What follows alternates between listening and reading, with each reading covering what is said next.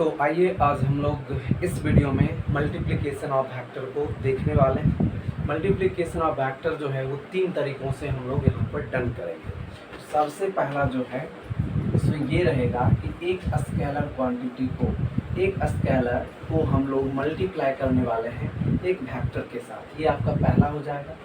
दूसरा हो जाएगा एक डॉट प्रोडक्ट ऑफ, इसको आप चाहे तो लिख भी सकते हैं, dot product of two vector, dot product of two vector. और यानी कि यहाँ से याद रखेंगे ये डॉट प्रोडक्ट भी कहा जाता है, या इसी को हम लोग ये भी कहेंगे scalar product of two vector, scalar product of two vector. मतलब सिंपल है, स्केलर एंड वेक्टर के बीच के मल्टीप्लिकेशन को देखने वाले हैं। तो यानी एक अदिश को जब सदिश से गुना करेंगे तो वो किसमें हम लोग देखेंगे। दूसरा है dot product of two vector, मतलब दो सदिश का बिंदु गुणनफल, या इसी को हम लोग कहते हैं स्केलर प्रोडक्ट, मतलब scalar product of two vector, यानी कि दो सदिश का हम लोग अदिश प्रोडक्ट को देखने वाले हैं। तो बाकी डिटेल्स में बात होगी तो वहाँ पर और सारा मैं आपको बता दूंगा। थर्ड है आपका cross product, cross product of two vector, और इसी को हम लोग कहेंगे vector product of two vector. तो यानी कि मेनली हम लोगों का जो मल्टीप्लिकेशन ऑफ वेक्टर रहेगा उसमें ये तीनों टर्म्स रहेगा। तो बारी बारी से हम लोग सबको देखने वाले हैं। तो सबसे पहला हम स्टार्ट करते हैं स्केलर एंड वेक्टर के बीच का।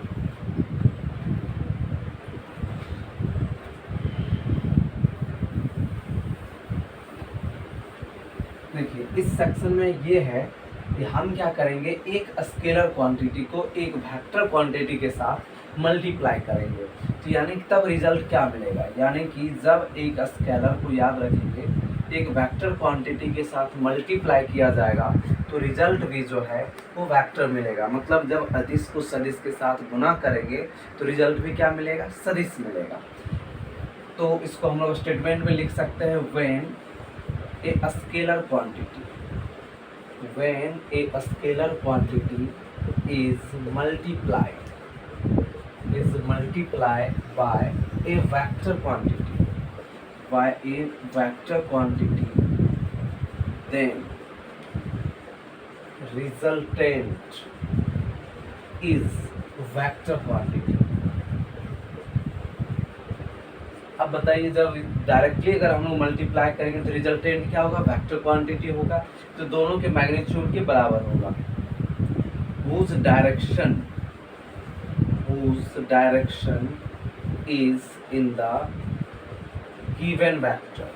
मतलब ये हो गया। अभी एग्जांपल्स आपका सारा क्लियर हो जाएगा कि जब एक स्केलर को हम लोग वेक्टर से गुना करेंगे तो रिजल्ट मिलेगा वेक्टर क्वांटिटी, और इसका डायरेक्शन जो होगा गिवन वेक्टर ये है तो इस वेक्टर के डायरेक्शन की ओर होगा। एंड मैग्नीट्यूड इज, एंड लिख सकते हैं magnitude is equal to product of magnitude of both, magnitude of both. मतलब ये हुआ कि जब किसी अदिश को एक सदिश से गुना किया जाएगा तो रिजल्ट जो है वो आपको एक सदिश राशि मिलेगा। अब सदिश राशि मिलेगा तो वहाँ पर हमें ये भी पता करना होगा कि उसका डायरेक्शन क्या है एंड मैग्नीट्यूड क्या है। तो यानी कि डायरेक्शन जो होगा इस नए वेक्टर का वो इस वेक्टर की ओर होगा, और मैग्नीट्यूड की बात करेंगे तो दोनों के मैग्नीट्यूड के गुणनफल के बराबर हो जाएगा। तो अब हम लोग इसका देखते हैं कि एग्जाम्पल, प्रैक्टिकल एग्जाम्पल देखते हैं। जैसे कि मान लीजिए मास हो गया, तो मास आपको पता है स्केलर क्वांटिटी होता है। इसमें क्या करेंगे, जब एक एक्सेलरेशन को गुना किया जाएगा, मतलब त्वरण को गुना करेंगे, मतलब द्रव्यमान को जब त्वरण से गुना करेंगे तो रिजल्ट जो मिलता है वो फोर्स मिलता है F। तो आपने पढ़ा भी है F बराबर क्या है ma। ये क्या है, ये स्केलर क्वांटिटी है, ये क्या है वेक्टर क्वांटिटी है। दोनों को जब गुना करेंगे तो रिजल्ट जो मिलेगा ये भी क्या मिलेगा, वेक्टर। अब यह जो वेक्टर मिला है तो इसका जो डायरेक्शन होगा तो गिवन वेक्टर, मतलब यह सदिश ये जो था त्वरण ये गिवन है तो इस सदिश की जो दिशा होगी इस सदिश की ओर होगी। मैग्नीट्यूड में तो आप देख ही रहे हैं, दोनों को हम लोग डायरेक्टली मैग्नीट्यूड से गुना करेंगे। यहाँ से एक चीज़ और याद रख सकते हैं कि अगर किसी वेक्टर को हम सपोज 5 टाइम्स बढ़ाना है तो बस ये 5 उसका मैग्नीट्यूड हो गया। तो इससे भी आप याद रख सकते हैं, मतलब सिंपली हो गया स्केलर को जब वेक्टर से करेंगे तो वेक्टर से वेक्टर मिलेगा। एक और एग्जांपल हम लोग देख लेते हैं।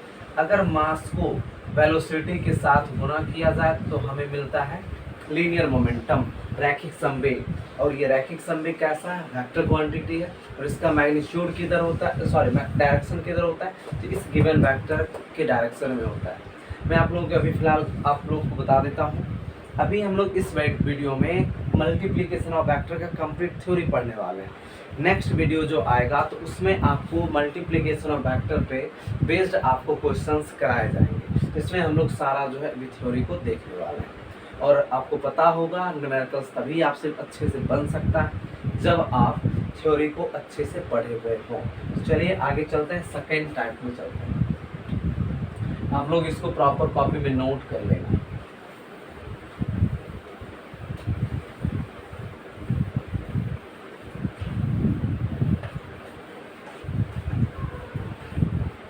नेक्स्ट है अब यहाँ पर सेकेंड नंबर डॉट प्रोडक्ट। मैंने पूरा नाम प्रॉपर लिखा दिया था, सिर्फ ये लिखता हूँ डॉट प्रोडक्ट। तो यानी कि याद रखेंगे dot product of two vector जो है वो आपको एक स्केलर क्वांटिटी देगा। तो स्केलर क्वांटिटी जो होता है उसमें सिर्फ क्या होता है, ओनली मैग्नीट्यूड होता है। तो इस चीज़ों को भी याद रखेंगे जो कि मैंने ऑलरेडी पहले दूसरे वीडियो के जरिए क्लियर कर चुका हूँ। यहाँ पर लिखेंगे dot product of two vector is a scalar quantity. अब जैसे ही अगर एक स्केलर क्वांटिटी है तो हमें सिर्फ मैग्नीट्यूड चाहिए। यहाँ पर लिखेंगे whose magnitude is equal to the product of magnitude of both vector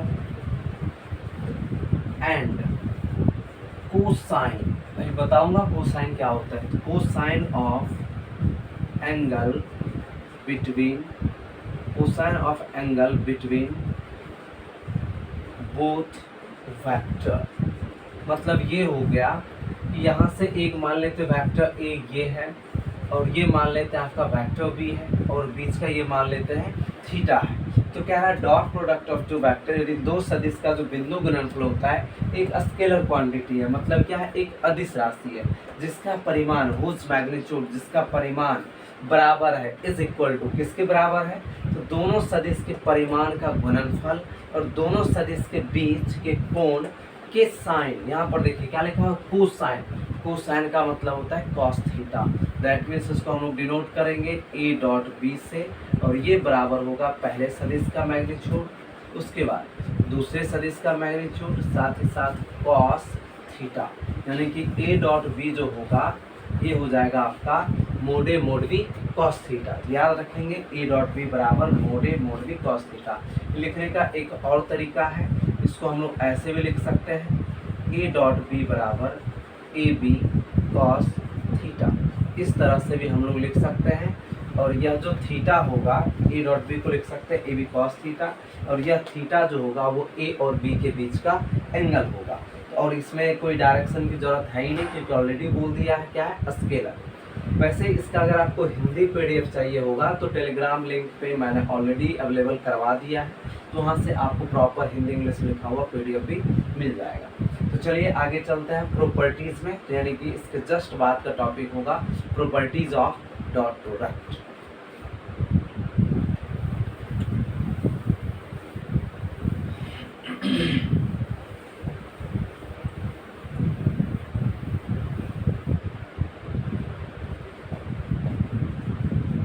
properties of dot product. तो यहाँ से सबसे पहला पार्ट तो यही हो जाएगा कि डॉट प्रोडक्ट जो है वो क्या होता है, स्केलर क्वांटिटी। वैसे ये मैंने पहले ही लिखा दिया था तो इसकी ज़रूरत नहीं है, फिर भी लिख सकते हैं। यह क्या देगा, स्केलर क्वांटिटी। दूसरा चीज़ें देखते हैं अब, यानी इसका मैक्सिमम और मिनिमम का वैल्यू की बात कर लेते हैं। तो यानी कि इसके प्रॉपर्टीज नंबर 2 का केस ए देख लेते हैं। केस ए में है कि when theta is equal to 0 degree.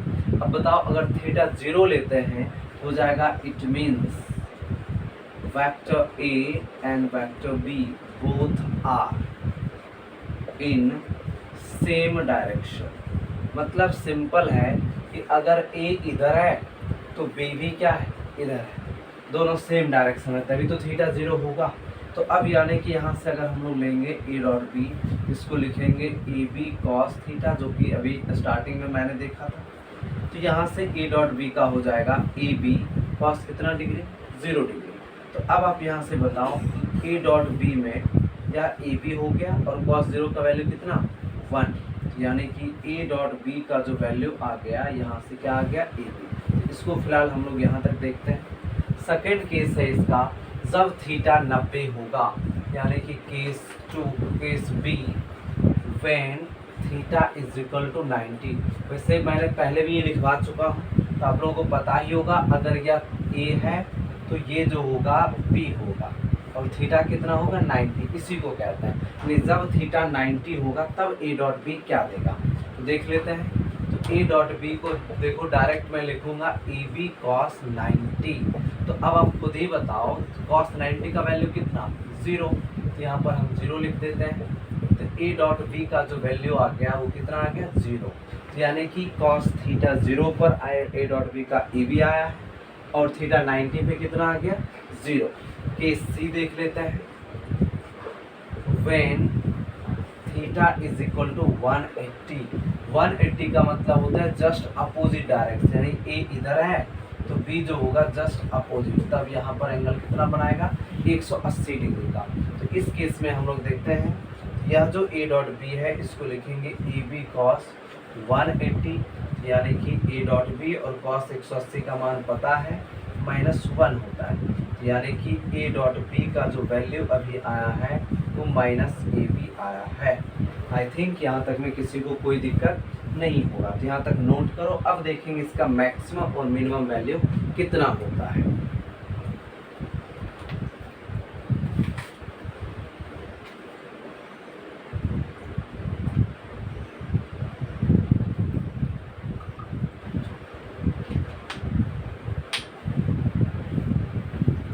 आइए अब नेक्स्ट देख लेते हैं इसमें।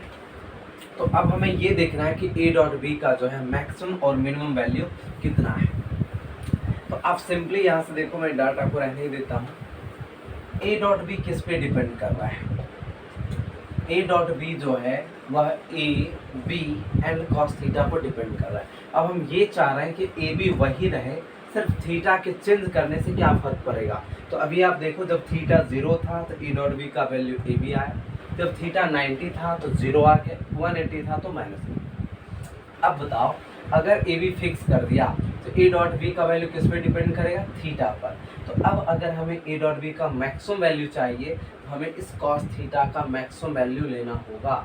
यानी कि अगर कॉस थीटा का मैक्सिमम वैल्यू ले रहे हैं तो याद होगा कॉस थीटा का मैक्सिमम वैल्यू होता है 1, कितना पर, तो थीटा बराबर 0 डिग्री पर। तो इसका मतलब ये हुआ कि ए डॉट बी का जो है मैक्सिमम वैल्यू जो होगा वो होगा आपको 1, जो कि कितना पर होगा, थीटा बराबर 0। तो यहीं से आप समझ लो, इसको हम लिख सकते हैं ए डॉट बी, यहाँ से डायरेक्ट लिख सकते हैं, या ए डॉट बी जो है इसका मैक्सिमम वैल्यू जो है हम लोग लिख सकते हैं ए बी। तो नीचे में यहीं पर आप लोग ऐड कर लोगे, ए डॉट बी का मैक्सिमम वैल्यू जो हो जाएगा ए बी हो जाएगा। नेक्स्ट चलते हैं हम लोग आगे। अब मिनिमम वैल्यू की बात करें तो ए डॉट बी का जो है यहाँ पर आप देखो ए बी कॉस थीटा, तो कॉस थीटा का मिनिमम वैल्यू कितना पर, तो कॉस थीटा का मिनिमम वैल्यू होता है -1, जो कि होता है थीटा बराबर 180 पर। तो यानी कि ए डॉट बी बराबर हो जाएगा -AB। तो इस आधार पर हम लोग यह लिख सकते हैं, यहाँ जो -180 पर आया है इसको लिख सकते हैं ए डॉट बी का जो मिनिमम वैल्यू आएगा आपको वह आएगा -AB। तो यानी कि दोनों लिख लोगे, ए डॉट बी का मैक्सिमम AB और ए डॉट बी मिनिमम का कितना, -AB। चलिए यहाँ पर आप लोगों को ऐड कर लेना है सिंपली। अब यहाँ पर हम लोग लिख सकते हैं कि ए डॉट बी का जो वैल्यू आएगा कहाँ से कहाँ तक आएगा, तो यानी कि -AB से लेकर +AB तक आएगा। यही है ए डॉट बी का लिमिट, यानी कि 0 से लेकर किसी एंगल तक जाएंगे तो ए डॉट बी का मिनिमम -AB और मैक्सिमम जो होगा वो आपको AB आएगा। तो आप यहाँ से लिख लोगे। ये था प्रॉपर्टीज नंबर 2। अब हम लोग चलेंगे प्रॉपर्टीज नंबर 3 पर।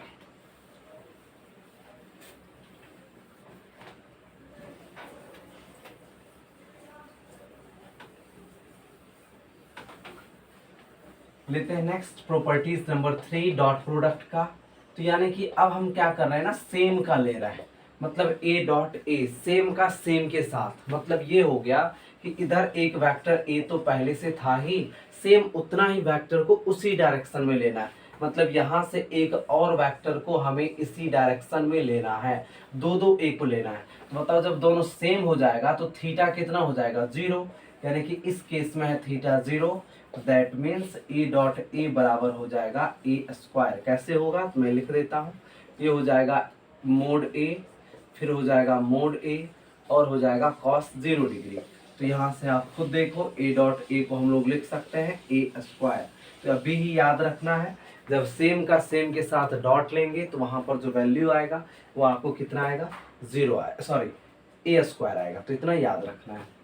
नेक्स्ट लिखते हैं प्रॉपर्टीज नंबर 4। अगर ए डॉट 0 वैक्टर यानी नल वैक्टर लें तो आपको ऑलरेडी पता है नल वैक्टर को जब लिया जाएगा तो ऑलरेडी वो क्या हो जाएगा, नल वेक्टर ही हो जाएगा। नेक्स्ट लेते हैं प्रॉपर्टीज नंबर 5। अब क्या करते हैं हम लोग यहाँ से, एक मिनट, हाँ, अब ऐसा करते हैं कि एक ले लेते हैं, यह वेक्टर ए हो गया, डॉट लेना है अब बी प्लस सी से। इसमें क्या करना है, इसमें क्या करना है ना, आपको इंडिविजुअली करना है या डायरेक्टली आप करोगे तो फिर भी आंसर सेम ही आएगा।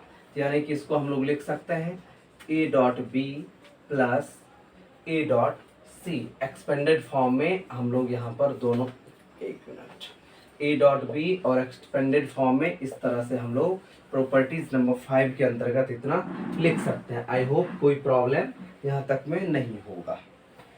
चलिए, तो ये आपका हो गया प्रॉपर्टीज नंबर 5।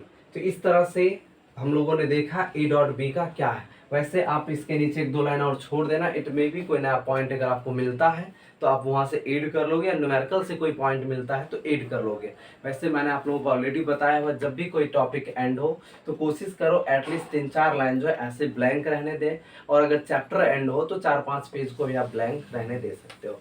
चलिए, तो नेक्स्ट चलते हैं हम लोग। ये डॉट प्रोडक्ट का एंड हो गया, और न्यूमेरिकल्स जो मैंने आपको बताया था, न्यूमेरिकल्स को डायरेक्टली हम लोग क्या करेंगे इसके बाद देखेंगे, इस वीडियो में नहीं हो पाएगा, नेक्स्ट वीडियो में हम लोग इसको न्यूमेरिकल्स को कवर करेंगे। आते हैं अब हम लोग नेक्स्ट इसका ज्योमेट्रिकल मीनिंग में, इसका ज्योमेट्रिकल मीनिंग क्या देता है। तो नेक्स्ट टॉपिक हो जाएगा geometrical meaning of, geometrical meaning of dot product. Very simple है, आप लोग ध्यान से इसको देखो। Geometrical meaning of dot product में क्या लेना है, देखो ये मान लेते हैं कि ये हो गया वेक्टर ए और यह जो है ये हो गया वेक्टर बी। अब यहाँ से क्या देखना ना, एक प्रोजेक्शन देखना है, प्रक्षेप देखना है। मतलब ये हो गया कि इसका शैडो परपेंडिकुलरली कहाँ तक आएगा, मतलब एक यहाँ से क्या करना है, परपेंडिकुलर लाइन ड्रॉ कर देना है और देखना है शैडो। तो आप खुद देखो इसका शैडो कहाँ तक आएगा, यहाँ तक। अगर मैं नाम दूं तो ये ओ हो जाएगा, ये सॉरी ये ए हो जाएगा, और ये क्या होगा तो ये जो है बी हो जाएगा। तो यानी कि यहाँ से जो होगा वेक्टर बी का वो प्रक्षेप आपका, यानी कि यहाँ से मैंने एक परपेंडिकुलर डाला एन, तो ये जो आपका लेंथ है ओ एन, यही लेंथ आपका ओ एन जो है वो हो जाएगा किसका, वेक्टर बी का प्रक्षेप।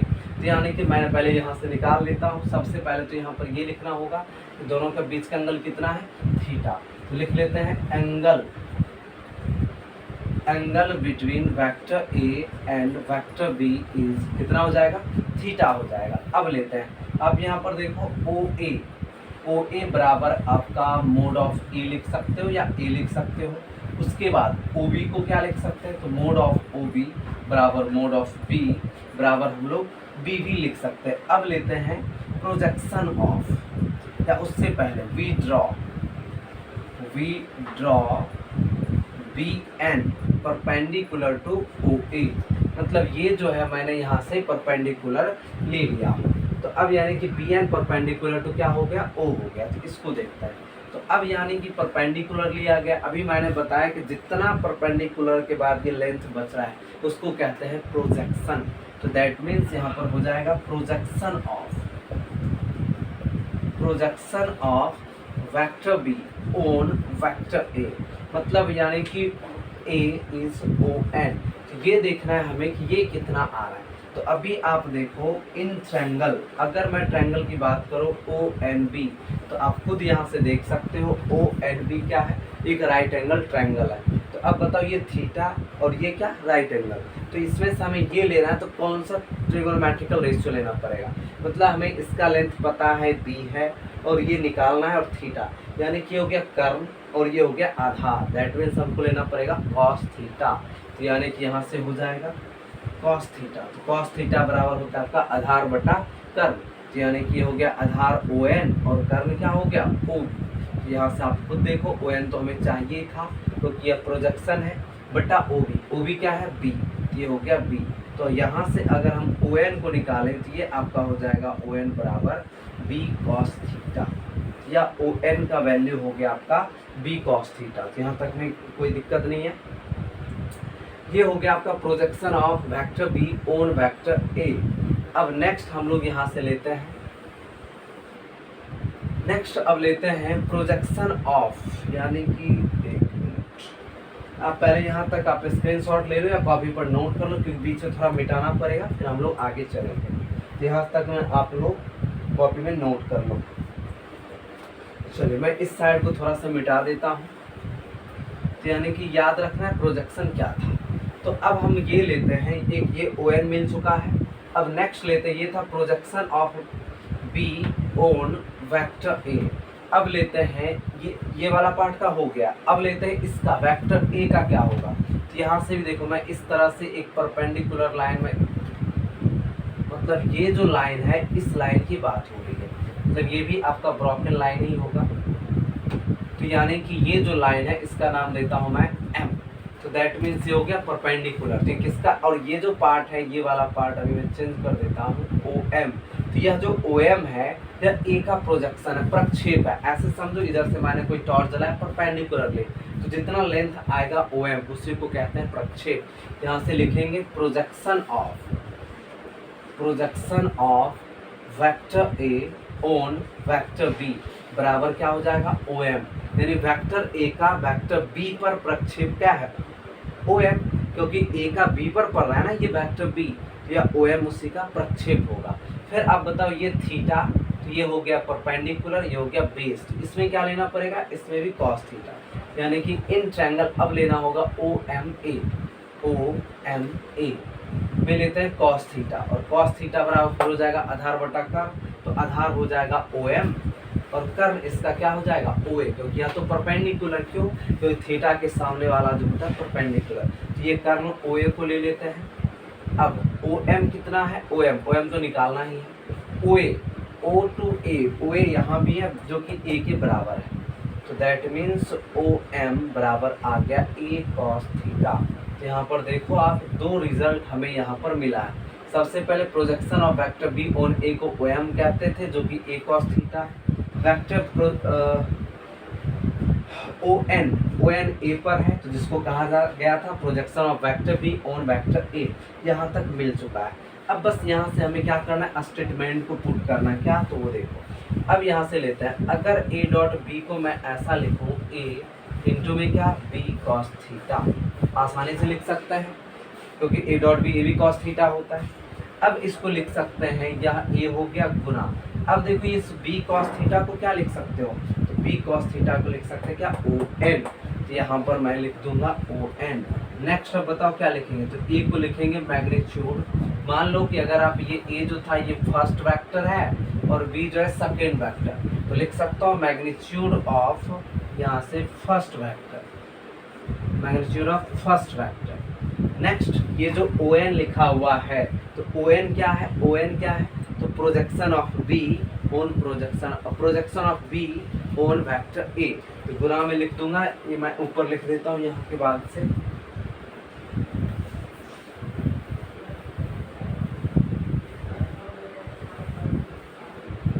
यहाँ से डायरेक्ट आप लोग देखो, तो A डॉट B बराबर A, तो इसको लिखेंगे magnitude of first vector Guna B cos theta आपका ON है, that is projection of ON, projection of B on A, यहाँ से लिखेंगे प्रोजेक्शन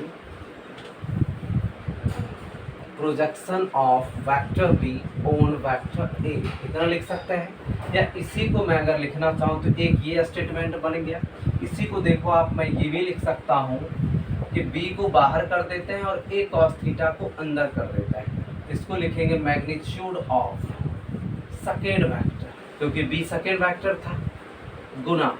अब जब पहला वेक्टर लेते हैं तो प्रोजेक्शन ऑफ बी ऑन ए लिया, मतलब इसको मैग्नीट्यूड ऑफ, अब एक काम करो यहाँ से डायरेक्ट ए बी के फॉर्म में ले रहे हैं ना, तो डायरेक्ट यही लिख लेते हैं। तो मैग्नीट्यूड ऑफ क्या हो जाएगा, ए। उसी तरह से यहाँ भी लिखते हैं, तो मैग्नीट्यूड ऑफ बी। आप ये फर्स्ट सेकेंड को हटा ही दो, ये पहले से नहीं था।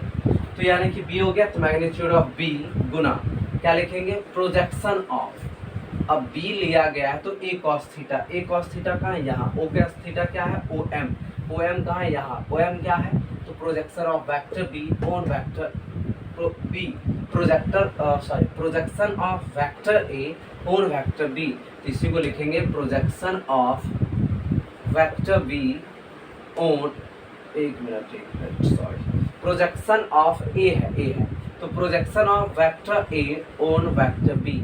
वैसे देखो ये जो आपको ज्योमेट्रिकल मीनिंग पढ़ रहे हो, ये मेरे बोर्ड एग्जाम में आएगा, किसी भी कॉम्पिटिटिव एग्जाम में नहीं आता है। तो सिंपली हो गया ए डॉट बी का कहेगा what is the geometrical meaning, तो सिंपल कहेंगे geometrical meaning of A dot B is the magnitude of vector A into projection of vector B और वेक्टर ए। उसी तरह से हम लोग इस टर्म में भी लिख सकते हैं। तो यही था आपका ज्योमेट्रिकल मीनिंग, तो यह पूरा कॉपी कर लो। अगर इसमें से कहीं से कोई कंफ्यूजन आए तो आप प्रॉपर इसके कमेंट सेक्शन में लिख देना, वहाँ पर आपको इसका रिप्लाई दे दिया जाएगा। तो यहीं तक था क्रॉस प्रोडक्ट। न्यूमेरिकल भी था इसमें, बट न्यूमेरिकल को अभी हम लोग नहीं देख रहे हैं। न्यूमेरिकल को हम लोग क्रॉस प्रोडक्ट के बाद देखें सारा, यानी जितना भी मल्टीप्लिकेशन वेक्टर को है तो सबको एक साथ हम लोग देखेंगे। तो हम लोग आते हैं अब नेक्स्ट क्रॉस प्रोडक्ट में। तो ये था dot product of two vector, जो कि सिर्फ स्केलर देता था। अभी हम लोग देखने वाले हैं cross product of two vector, cross product of two vector. तो आप याद रखना, cross product of two vector जो है यह आपका जो है वेक्टर क्वांटिटी देता है, जो कि ऑलरेडी मैंने लिखा रखा है। ये आपका वेक्टर क्वांटिटी देता है। तो जाहिर सी बात है, जब वेक्टर क्वांटिटी दे रहा है तो इसमें भी मैग्नीट्यूड तो होगा ही, साथ ही साथ क्या होगा, डायरेक्शन भी।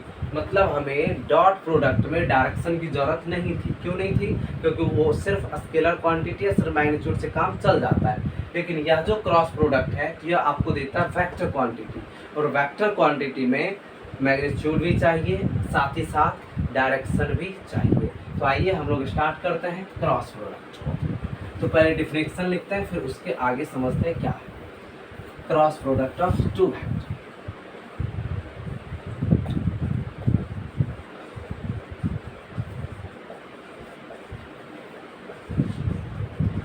तो यहाँ पर हम लोग लिखेंगे cross product of two vector is a vector quantity, is a vector quantity in which magnitude, और इसका मैग्नीट्यूड किसके बराबर होगा, तो which magnitude is equal to the product of magnitude of product of, यहाँ पर हम लोग लिखेंगे which magnitude is equal to the product of magnitude of both factor and sine of angle between them, sign of angle between them, and its direction is perpendicular, its direction is perpendicular on the plane of both factor।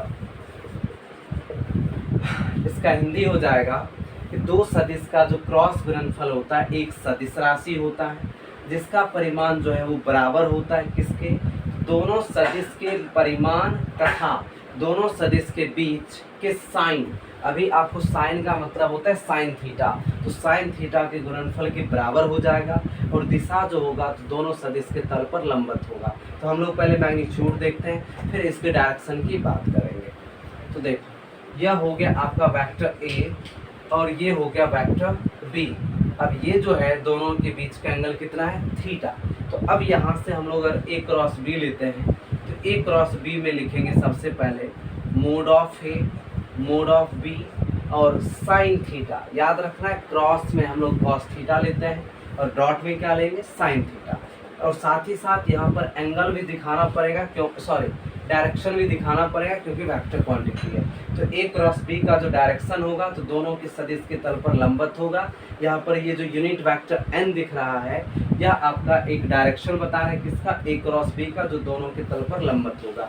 हम लोग direction की बात बाद में करेंगे, पहले भी सिर्फ मैग्नीट्यूड देखेंगे। डायरेक्शन के लिए आपको अलग से right hand thumb rule, screw gauge rule को आपको पढ़ना है, तो हम लोग वहाँ पर देखेंगे।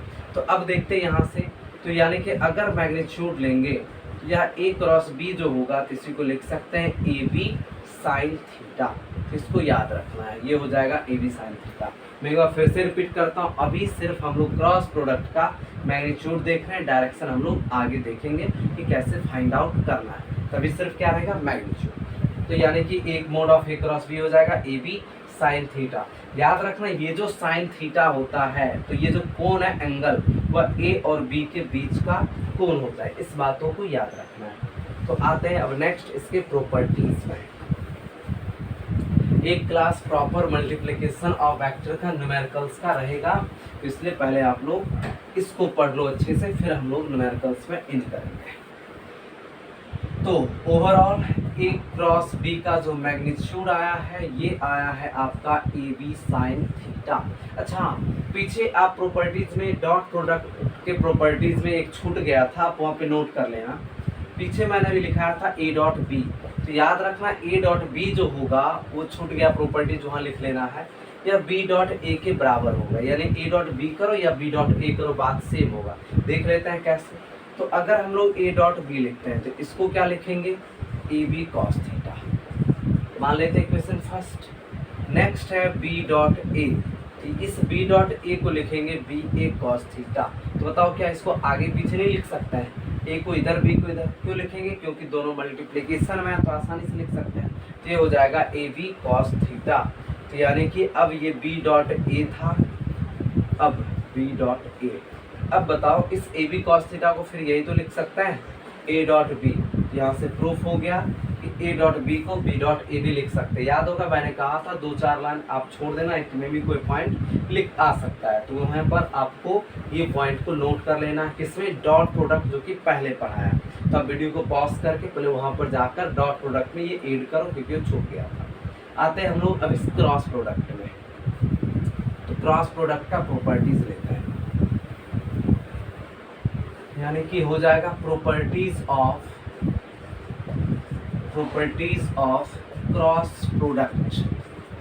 तो सबसे पहला जो प्रॉपर्टीज है वो तो होगा वेक्टर क्वांटिटी, जो कि पहले भी बताया जा चुका है अभी। दूसरा आते हैं प्रॉपर्टीज में, तो A cross B is not equal to B cross A.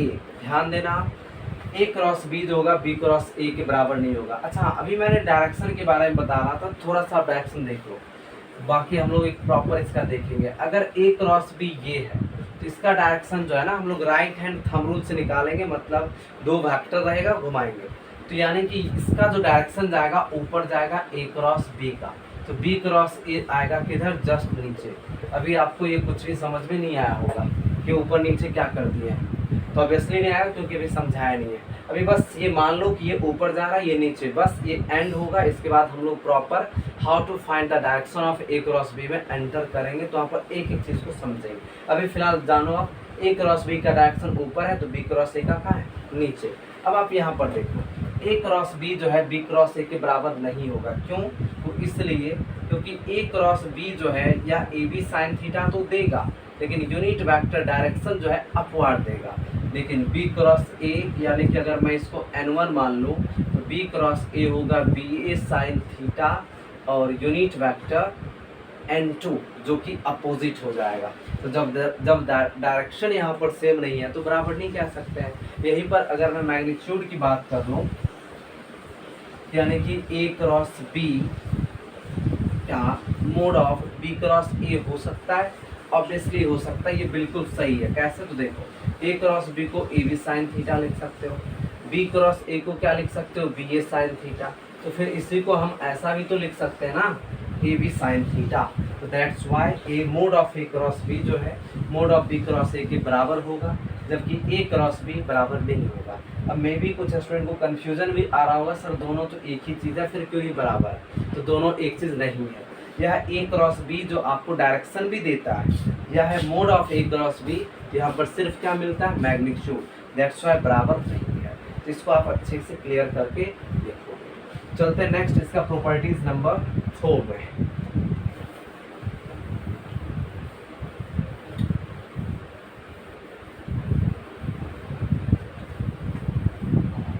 Properties number 4 ले लेते हैं। प्रॉपर्टीज नंबर 4 ये कहता है कि अब हम लोग अलग अलग थीटा के अकॉर्डिंग चलते हैं, यानी case first when theta is equal to 0।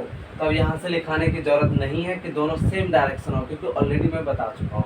तो अब बताओ A क्रॉस B का मोड लोगे तो क्या लिखोगे, AB साइन 0। अब बताओ साइन 0 का वैल्यू कितना, 0। तो ओवरऑल पूरा टर्म ही हो गया 0। केस B ले लेते हैं, या था केस A व्हेन थीटा बराबर 90 डिग्री। जब यह 90 लेंगे तो A क्रॉस B होगा AB साइन 90, और पता है साइन 90 होता है 1। ये हो गया AB। कोई दिक्कत नहीं होना चाहिए यहाँ तक में, क्योंकि ऑलरेडी मैंने कई बार बता चुका हूँ। अब लेते हैं case C when theta is equal to 180। Mod of A cross B क्या हो जाएगा, ये होगा AB साइन 180। तो बराबर क्या, साइन 180 का वैल्यू 0 होता है, ये हो गया 0। अब आप यहाँ से कहोगे कि सर A क्रॉस B का मैक्सिमम और मिनिमम क्या होगा।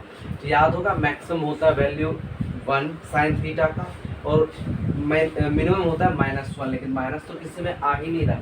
दैट मीन्स याद रखोगे A क्रॉस B का मोड, इसका जो मैक्सिमम होगा यह होगा AB, और mode of A cross B का मिनिमम वैल्यू जो होगा वह होगा 0, -1 नहीं होगा। इस बातों को याद रखना है। तो ये होगा कितना पर, एट थीटा बराबर 90, और ये होगा एट थीटा बराबर 0 एंड 180 के केसेस में। ये आपका मैक्सिमम और मिनिमम वैल्यू हो गया। इसी तरह से हम लोग पीछे भी पढ़ चुके हैं, डॉट प्रोडक्ट में पढ़े थे, और रिजल्टेंट वेक्टर जो था उसमें भी हम लोग ये पढ़े थे। तो इसको आप नोट कर लो, एक दो और प्रॉपर्टीज है, फिर ये टॉपिक एंड हो जाएगा। चलिए नेक्स्ट आते हैं फिर।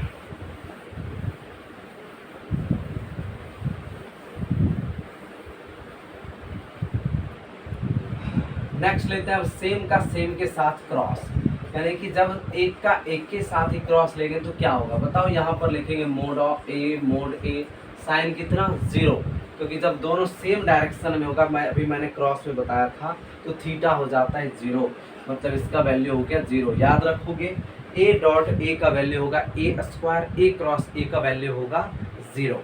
नेक्स्ट आते हैं, नेक्स्ट है फिर A cross B plus C, इसको एक्सपेंडेड फॉर्म में हम लोग लिख सकते हैं A cross B plus A cross C। तो ये आपकी प्रॉपर्टीज हो गए क्रॉस प्रोडक्ट के प्रॉपर्टीज। नेक्स्ट आते हैं हम लोग अब ज्योमेट्रिकल मीनिंग में क्या होगा। तो नेक्स्ट टॉपिक हो जाएगा geometrical meaning of cross product. Very small है, देख लो, उसके बाद ये टॉपिक ही एंड हो जाएगा। Geometrical meaning of cross product देख लेते हैं। देखो मैं एक बार फिर से कह रहा हूँ, क्योंकि लग रहा होगा कि सर न्यूमेरिकल करा नहीं रहे, बस थ्योरी चल रहा है। तो मैंने अभी पहले भी बताया था कि पहले आप पूरा थ्योरी को अच्छे से पढ़ लो, डॉट का क्रॉस का, फिर एक साथ कंबाइंड न्यूमेरिकल हम लोग करेंगे पूरा मल्टीप्लिकेशन ऑफ वेक्टर का। तो आते हैं हम लोग, लास्ट टॉपिक इसका आज का रहेगा geometrical meaning of cross product. देख लेते हैं। देखो यह मान लेते हैं कि यह वेक्टर A है, और यह जो है यह वेक्टर B है, यह वेक्टर B है। अब क्या करते हैं ना, यहाँ पर मान लेते हैं थीटा है। अब हम लोग क्या करते हैं कि इसको एक पैरेललोग्राम बनाते हैं, जैसा कि हम लोग निकालते थे मैग्नीट्यूड में। तो पैरेललोग्राम बनाएंगे तो जितना लेंथ नीचे ए का, यानी कि यहाँ पर लिखो ओ या ए हो जाएगा, और ये बी, तो जितना यह लेंथ ए का उतना ही लेंथ ए इसका हो जाएगा। फिर जितना बी का है उतना ही ये बी का हो जाएगा। तो यानी कि बताओ, या 0 ओ ए बी, तो ये क्या हो जाएगा सी। तो पैरेललोग्राम दिख गया। तो हम लोग यहाँ पर नोटेशन दे देते हैं, मोड ऑफ ओ ए बराबर मोड ऑफ बी सी बराबर मोड ऑफ ए बराबर ए हो जाएगा, कोई दिक्कत नहीं है। नेक्स्ट है मोड ऑफ ओ बी बराबर मोड ऑफ ए सी बराबर मोड ऑफ बी बराबर बी। देखो यह एक समांतर चतुर्भुज है। समांतर में पता है जितना नीचे का लेंथ होगा उतना ही ऊपर का। तो यहाँ तक आ गया है, यहाँ तक मैंने कर लिया। आगे लिख लेता हूँ, angle between vector A and B बराबर थीटा। ये जो बी बाई डब्ल्यू लिखा है इसका मतलब बिटवीन शॉर्ट फॉर्म में हम लोग ले लेते हैं। अब देखो हमें ज्योमेट्रिकल मीनिंग निकालना है। जैसे पीछे मैंने प्रोजेक्शन लिया था तो ऐसा कुछ अलग सा क्लू हम लोग बना लेते हैं। तो यहाँ पर आप देखो, अगर मैं यहाँ से एक परपेंडिकुलर खींचूँ, यानी इसका नाम देता हूँ एम, यहाँ से लिखता हूँ we draw B M perpendicular to O A. यह आपको परपेंडिकुलर का साइन है। याद होगा ज्योमेट्री में हम लोग 9th में पढ़ते थे, जहाँ पर जो जरूरत होती थी तो parallel lines, perpendicular lines easily हम लोग ड्रॉ करते थे। उसी तरह से यहाँ पर मैंने पैरेलल लाइन ड्रॉ किया है। तो अच्छा ये बताओ, यह एक समांतर चतुर्भुज तो है। अगर मैं कहूँ कि इसका बताओ क्षेत्रफल कितना होगा, तो कितना होगा निकालते हैं। Area of parallelogram, area of parallelogram O A C B. तो बताओ एरिया ऑफ पैरेललोग्राम जो होता है, एरिया वो होता है आधार गुना शीर्षलंब, यानी कि हो जाएगा ओ ए और गुना शीर्षलंब में क्या बी एम। तो इस चीज़ों को याद रखना है। अब बताओ आप, यहाँ पर हमें क्या नहीं पता है, ओ ए पता है, थीटा पता है, बी एम नहीं पता है। तो अब निकालते हैं, यानी इसको इक्वेशन फर्स्ट मान लेंगे। इन ट्रायंगल ले लेते हैं ओ एम बी। बताओ ओ एम बी में हमें आवश्यकता है बी एम में, तो बी एम पहले होगा क्या। तो याद होगा, अगर यह थीटा है तो थीटा का सामने वाला जो पार्ट होता है वो होता है लंब, और यहाँ पर दिया हुआ क्या है कर्व, हाइपोटेनस दिया हुआ है कर्व कितना बी। तो हम लेते हैं साइन थीटा। तो साइन थीटा बराबर होता है लंब बटा कर्व, तो लंब हो जाएगा बी एम और कर्ल हो जाएगा ओ बी। अब सोच रहा होगा कि सर यहाँ पर टेन थीटा या कॉस थीटा क्यों नहीं लिए, तो खुद देखो हमें इस लेंथ का पता है ओ बी बी, और ये चाहिए। तो बताओ थीटा कौन सा लगाओगे, कॉस ही लगाओगे ना, जिसमें कॉस साइन लगाओगे जिसमें होता है लंब बटा कर्ल, ये लंब और ये कर्ल, इसलिए मैंने ये लिया है। तो अब बताओ बी एम बराबर क्या, तो बी एम बराबर होगा ओ बी साइन थीटा। तो दैट मीन्स बी एम बराबर हो गया ओ बी क्या बी, ये हो गया बी साइन थीटा। तो आई होप यहाँ तक में कोई दिक्कत नहीं है। अब आओ फ्रॉम इक्वेशन फर्स्ट। अब देखो एरिया बराबर क्या आ गया तुम्हारा ओ ए या गुना में बी एम। तो अब इसको याद रखना, एरिया है, एरिया पूरा लिख ही देता हूँ कंफ्यूजन ना हो, एरिया। तो अब बताओ ओ ए क्या है, ओ टू ए, ये वाला ओ ए कितना मोड ऑफ है ओ ए, इसको लिख देता हूँ ओ ए। बी एम कितना है, तो बी एम है बी साइन थीटा, इसको लिख देते हैं बी साइन थीटा। तो अब बताओ ये क्या आ गया, ए बी साइन थीटा। तो दैट मीन्स यही ना है आपका ए क्रॉस बी। मतलब ये हुआ कि ए क्रॉस बी का जो ज्योमेट्रिकल मीनिंग होगा, तो सदिश ए और सदिश बी को आसन भुजा मानकर बनाए गए समांतर चतुर्भुज के क्षेत्रफल के बराबर होता है। यही है आपका geometrical meaning of A cross B. तो लास्ट स्टेटमेंट लिखो, फिर हम लोग वीडियो को एंड करेंगे। तो ये पूरा आप लिख लेना। चलिए अब हम लोग यहाँ पर स्टेटमेंट लिखते हैं। तो geometrical meaning of A cross B पे हम लोग ये लिखेंगे कि geometrical meaning of A cross B, geometrical meaning of A cross B is is equal to, ऐसे लिखो, इज द, ऐसे इज द मैग्नीट्यूड ऑफ,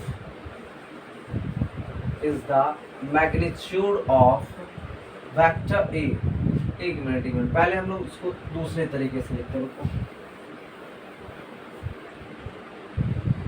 यहाँ पर हम लोग लिखेंगे geometrical meaning of A cross B is the, A cross B is equal to the area of parallelogram, यानी कि ज्योमेट्रिकल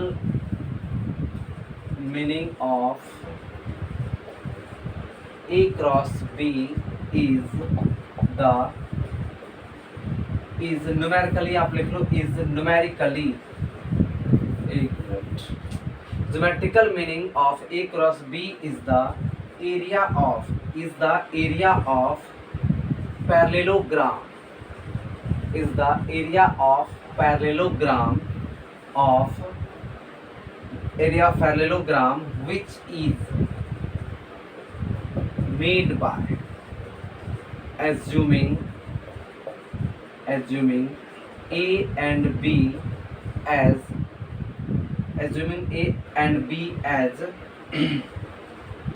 conjugate side,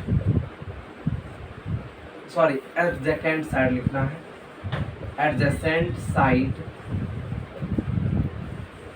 मतलब ये हो गया geometrical meaning of A cross B is the area of parallelogram, area of the parallelogram which is made by assuming A and B as adjacent side। तो यानी ये हो गया कि A क्रॉस B का जो ज्योमेट्रिकल मीनिंग है वह वेक्टर A और वेक्टर B को आसन भुजा मानकर बनाए गए समांतर चतुर्भुज के क्षेत्रफल के बराबर होता है न्यूमेरिकली। वही मैंने लिखा है geometrical meaning of A cross B is the area of parallelogram which is made by assuming A and B as a adjacent side, यानी कि ए एंड बी को एडजेसेंट साइड मानते हुए जो पैरेललोग्राम बनाया गया है उसी के एरिया के बराबर है। ये आपको ऐसे कॉम्पिटिटिव एग्जाम के व्यू से उतना इंपॉर्टेंट नहीं है, मेनली आपको किस में पूछेगा, तो मेनली आपको जो पूछा जाएगा बोर्ड एग्जाम में पूछा जाएगा। तो आज हम लोग यहीं पर वीडियो को एंड करेंगे। तो यहाँ पर ज्योमेट्रिकल मीनिंग एंड हो गया। नेक्स्ट क्लास में हम लोग नेक्स्ट वीडियो में इसी के आगे सबसे पहले सीखेंगे कि राइट हैंड थंब रूल का यूज करते हुए डायरेक्शन कैसे फाइंड आउट करना है, और साथ ही साथ इस पे बेस्ड सारे न्यूमेरिकल्स को भी हम लोग देखने वाले हैं। तो मिलते हैं फिर नेक्स्ट वीडियो में।